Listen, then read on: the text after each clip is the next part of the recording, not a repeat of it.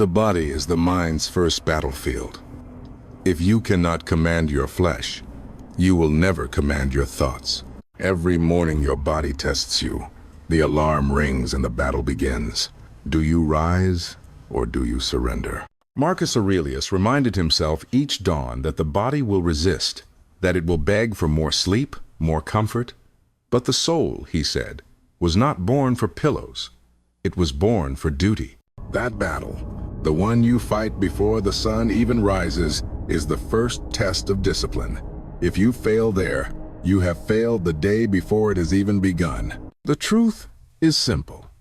A weak body breeds a weak mind. You cannot think clearly when you are drowning in fatigue. You cannot hold discipline when your body demands sugar, laziness, or escape. You cannot conquer your life if you cannot conquer your own appetite. The man who trains his body trains his will. The man who ignores his body becomes the servant of cravings. The ancients knew this. The Stoics bathed in cold water, marched long distances, denied themselves luxury, not because they enjoyed pain, but because they knew the mind becomes sharp only when the body is tested. The samurai practiced sword and meditation together, because they understood weakness in one is weakness in both. Ask yourself now, do you own your body, or does your body own you? Science only confirms what wisdom already declared. Movement strengthens the brain. Exercise fuels focus. Resilience in the muscles becomes resilience in the thoughts. Each drop of sweat is not only shaping your body, it is reshaping your mind. Neuroplasticity, the rewiring of the brain, is accelerated by physical effort. Your ability to learn, adapt, endure, all of it grows when the body is challenged. But most people avoid this truth. They confuse comfort with happiness, but comfort is poison. The couch is a slow death. The screens are silent killers of focus. The excuses are whispers that turn into shackles. And every day that you let your body dictate your choices, your mind grows weaker. Pause for a moment. Reflect on your own mornings. How often do you rise with fire? How often do you collapse back into the sheets? That moment is not small. It is the training ground of destiny. If you cannot win there, you will not win anywhere. The body is not separate from the mind. It is the training ground of the spirit. Every push-up, every step, every breath of discipline is a declaration to yourself. You are in command. You are not a slave to the cravings of flesh. You are a master. Think of the cold shower. At first it feels like punishment. Your skin screams, your breath races, your body resists. But then, in the stillness of that discomfort, your mind awakens. You realize that the fear was only illusion, that you can endure more than you believed. And once you endure in the body, the mind follows. David Goggins calls it the callus on the mind. He runs not for his legs, but for his spirit. Every mile is a war, every mile is resistance, and every mile makes him sharper, harder, unstoppable. He is proof of what happens when the body becomes a tool for forging the soul. Now pause and ask yourself, when was the last time you willingly chose discomfort? When was the last time you told your body no and told your will yes? Discipline begins here, not in theory, not in books, in the flesh, in the moments of fatigue, in the tests of endurance. If you cannot command your body, your mind will remain a prisoner forever. So I ask you again, the next time the alarm rings, will you rise or will you surrender? Your body is not your enemy. It is your teacher.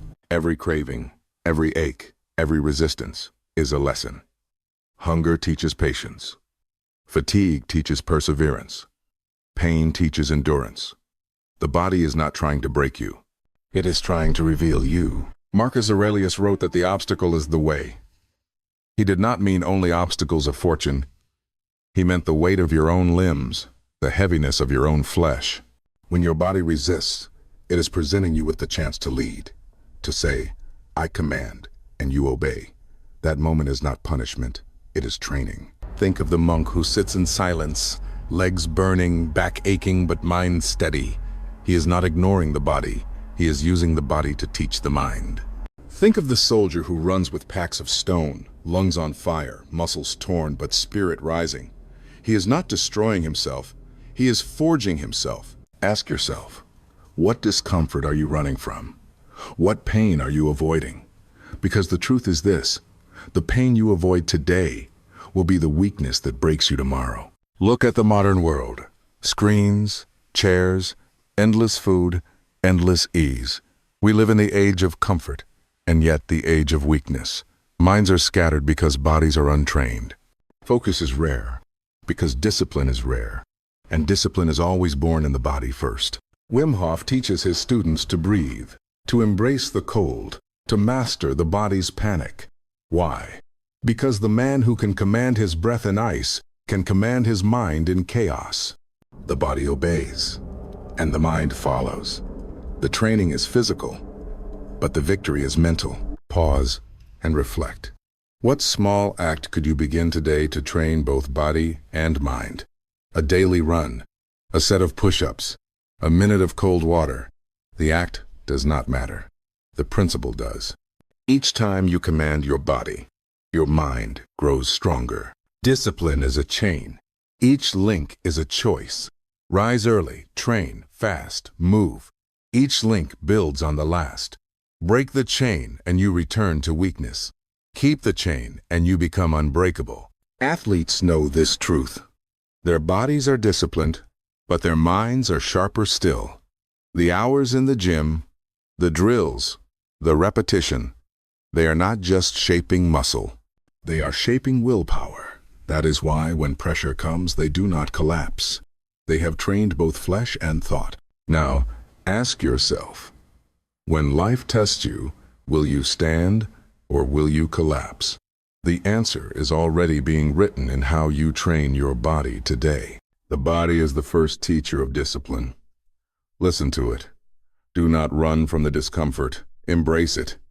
Do not curse the pain. Learn from it. Because each drop of sweat, each breath of struggle, each act of command is a step closer to mastery. Your body is the battlefield. Your body is the teacher. Your body is the proof. Train it, and your mind will follow. Neglect it, and your mind will betray you. So I ask you this. When the body resists, will you submit or will you lead? Your body will always resist you. It whispers for more sleep. It craves comfort. It demands sugar, ease, laziness. It resists the very discipline that could make you strong. This is the paradox of flesh. It is the vessel of greatness, but it is also the first obstacle standing in your way. Marcus Aurelius knew this truth. He wrote to himself each morning, reminding his soul that the body would protest, that it would beg for warmth, for rest. But the soul was born not for sleep. It was born for duty. He did not write these words for others. He wrote them for himself. He fought the same war you fight every dawn. Every time you hit the snooze button, every time you skip the workout, every time you surrender to craving, you are teaching your body that it is the master and you are the servant. You may not see the damage in one day, but years of surrender write themselves into your destiny. Ask yourself this with honesty. Who commands your mornings? You or your flesh? The man who cannot rise on time will never rise to greatness. The man who cannot say no to food will never say no to temptation. The man who cannot push his body will never push his destiny. Weakness of flesh becomes weakness of spirit. Strength of flesh becomes strength of will. But here is the gift hidden inside the obstacle. Each time the body resists, it offers you training. Each time it whispers no, you have the chance to answer yes. Each time it protests, you can choose to lead.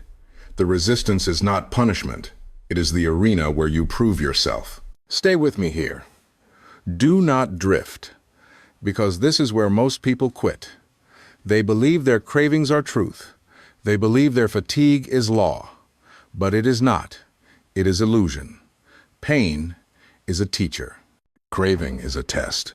Fatigue is the doorway to growth. Think of the runner. At mile 1, the body protests. At mile 3, the lungs burn. At mile 5, the legs scream. And then, something breaks. The body still hurts, but the mind steps forward. The runner enters the second wind, where willpower carries him beyond flesh. That is the place where discipline is born. Now ask yourself, when your body resists, do you surrender, or do you push until the mind awakens? The body is your first obstacle, but it is also your first proof. Win here, and you will begin to win everywhere else. Lose here, and nothing else will matter. The body is a mirror. Whatever you train into, it reflects back into your mind. Lift weight, and you lift resilience. Run miles, and you build endurance. Control your breath, and you build calm. Neglect your body, and you train your mind in weakness, distraction, collapse. The mirror never lies. Look at athletes. To the crowd, they are admired for strength, speed, power. But the true secret is invisible. It is the discipline carved into their minds by years of training. The repetitions are not only for muscle, they are for willpower. Every set, every lap, every drill is a declaration. I do not stop when it is hard. I stop when it is done. David Goggins is not admired only because he runs impossible distances. He is admired because he runs after the body has already quit. He runs on broken legs. He runs in pain. He runs to prove that the mind, once trained, commands the body. His story is extreme, but the principle is universal. The body is the forge. The mind is the blade. Every rep, every run, every fast is hammer striking steel. Pause here and reflect. What are you forging into your mind through your body right now? Laziness, excuses, comfort, or resilience? Power, command. Science confirms what wisdom has always declared. The body shapes the brain. Exercise increases focus, sharpens memory, builds resistance to stress. Meditation reshapes neural pathways, giving the mind control over chaos. What you do with your flesh rewires your thoughts. You are not training one without the other. Ask yourself this. When you feel weak, when you feel scattered, when you feel broken, what does the mirror of your body reveal? Have you trained weakness into yourself or strength? The body is the easiest place to practice discipline because it is honest. It does not lie. If you train it, it grows. If you neglect it, it decays. The same is true of your mind. The same is true of your life. Stay with me here. Imagine yourself 1 year from now. If you trained your body daily, even in small ways, what would your mind look like? Would you be sharper, more focused, more resilient?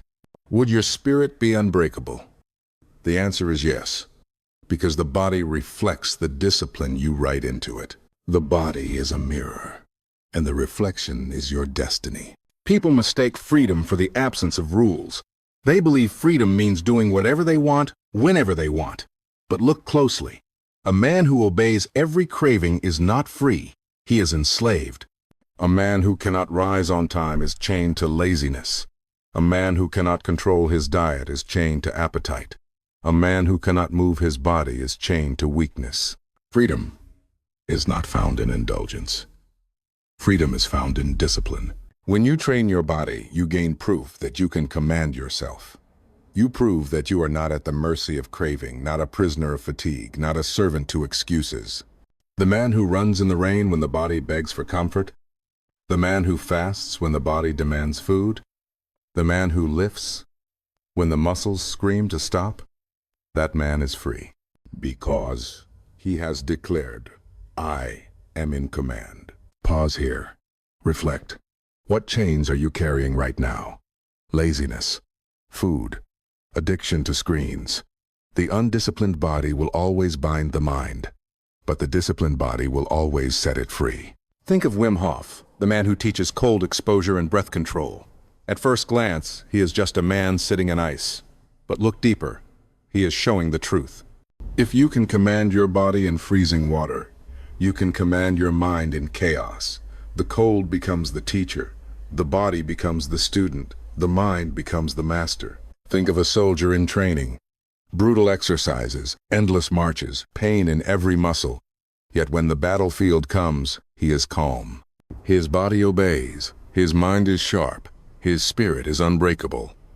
The discipline of the body forged the discipline of the mind. Ask yourself this: what would you become if you could command your body without excuse? How would your life change if laziness never owned you again? Stay with me, because this is the point where people either break or break through. They either decide discipline is too much and return to weakness, or they push through the discomfort and find freedom on the other side. Which will you choose? Freedom is not the absence of discipline. Freedom is the reward of discipline. And the man who trains his body wins the only freedom that matters: the freedom to command himself. The stories of transformation are everywhere. If you choose to see them, there was a man, overweight, lost in despair, drowning in excuses. He began with one step, one walk each day. His body protested, his lungs burned, but he kept going. Weeks turned into months, pounds fell, his reflection changed, but more important, his mind sharpened, confidence returned, focus returned. He rebuilt not only his body, but his entire life. There was an entrepreneur, overwhelmed, crushed under failure. His business was chaos, his mind scattered. He began training his body. Morning workouts, disciplined nutrition, daily runs. His body grew stronger, but something else happened. His decision-making became sharper. His focus narrowed. He rebuilt his business, not because of strategy alone, but because his body trained his mind to endure and to lead. There were monks, fasting and meditating for days. To outsiders, it looked like suffering. But inside, they discovered clarity. Their bodies were light, their minds free. They endured hunger, they endured silence, and in that discipline they found peace that the modern world cannot touch. Pause here and imagine. If you trained your body every day for the next year, how would your mind transform? Would fear still control you? Would laziness still own you? Or would you stand unshaken, knowing you had proved yourself every single day? Science confirms these stories. Exercise increases resilience to stress. Physical challenge builds confidence. Endurance in the body teaches endurance in the soul. The transformation is real. The body is the door. The mind is the room beyond it. To walk through, you must train the flesh. Ask yourself this: what transformation is waiting for you? What dream lies dormant because your body is undisciplined? What destiny will awaken if you begin to command your flesh today? Stay with me, because the truth is simple. You do not need to start with hours. You do not need to begin with perfection. Start with one act of discipline, one run, one fast, one workout, one choice, where you command your body. And repeat. That is how transformation begins. The body is the soil. The mind is the tree. Train the body, and the mind grows strong. Neglect the body, and the mind withers. The choice is yours. Every step toward discipline is met with resistance. It is not only the world that resists you. It is your own body. It whispers, stay in bed. It demands, eat more. It pleads, stop when the pain begins. The body is clever. It knows how to deceive you. It dresses weakness in comfort. It disguises surrender as rest. Stephen Pressfield calls it resistance, the invisible enemy of all creation. It is not outside you. It lives in your blood, in your muscles, in your breath. The stronger your dream, the louder it screams. When you choose the hard path, the resistance rises like a storm. That storm is not proof that you are failing. It is proof that you are close to breaking through. Think of the athlete who trains until exhaustion. At the moment he wants to stop, the resistance is loudest. But if he pushes past it, his capacity expands. Think of the monk who sits in silence, body aching. At the point where he wishes to rise, the resistance is strongest, but if he stays, his mind ascends. Ask yourself, when resistance whispers in your ear, Do you surrender or do you rise? Pause with me here. Reflect on how many times you have given up, not because you were defeated, but because resistance tricked you into believing you could not go further. How many times has it stolen your progress? The war is not fought once. It is fought daily. Each morning, each meal, each workout, each hour of practice. Resistance is relentless, but so can you be. Each time you push through, you grow stronger. Each time you surrender, it grows stronger. Look at Thomas Edison. Thousands of failures, thousands of hours where his body begged for rest, where his spirit felt crushed, yet he continued. Each night he fought resistance. And because he did, he gave the world light. Your own destiny waits on the other side of resistance. The body will resist. That is certain. The only question is whether you will fight or surrender. So I ask you, when resistance comes, will you bow to it or will you command it? At the end of all discipline lies mastery. And mastery begins with the body. History proves it. Warriors, monks, athletes, leaders, they trained the flesh so that the mind could obey. They did not separate the two. They knew the path to clarity and power was through the body. Look at the samurai, sword in one hand, meditation in the other. Look at the Stoics, enduring hardship with calm. Look at modern soldiers, trained in body until their mind is unbreakable. The principle has never changed. The body is the gateway to the mind. Ask yourself now, how far could your life rise if your body fully obeyed you? How sharp would your mind become if every craving was mastered? How much freedom would you hold if every hour of the day your body answered your command? Pause here. Imagine yourself 1 year from today. You rise early, no excuses. You train daily, no surrender. You feed your body with strength, not poison. Your mind is clear, your focus unshakable, your will forged. Who would you be then? What would you create? What destiny would you unlock? The truth is not complicated. It is hard, but not complicated. Train your body and your mind will follow. Neglect your body, and your mind will betray you. Every act of physical discipline is an act of mental training. Every rep is a lesson. Every run is a declaration.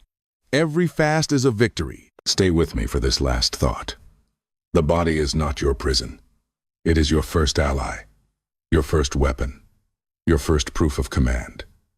If you can master the body, you can master the mind. If you can master the mind, you can master your life. So I ask you, when the final story of your life is written, will it say you surrendered to flesh?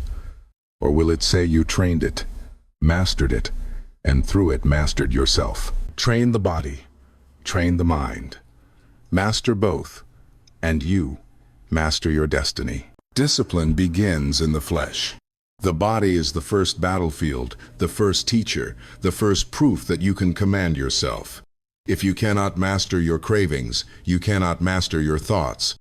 If you cannot rise when the alarm calls, you will never rise to your destiny. But here lies the promise. When the body obeys, the mind follows. When the flesh becomes servant, the spirit becomes master. Train the body, and you sharpen the mind. Train the mind, and you shape the life. This is the law of discipline. This is the path to mastery. So, I leave you with one question. Tomorrow morning, when your body resists, will you surrender or will you lead? Pause and let it sink in, because that choice will write the story of your future. This chapter of the Discipline Code ends here, but the journey continues. In the next part, we will step deeper into the discipline of emotion, the power to command not only your body, but your very inner storms. If this message has spoken to you, stay with us. Subscribe, so you never miss the next step of this journey, because the path of discipline is not walked once. It is walked daily, and together we will walk it further.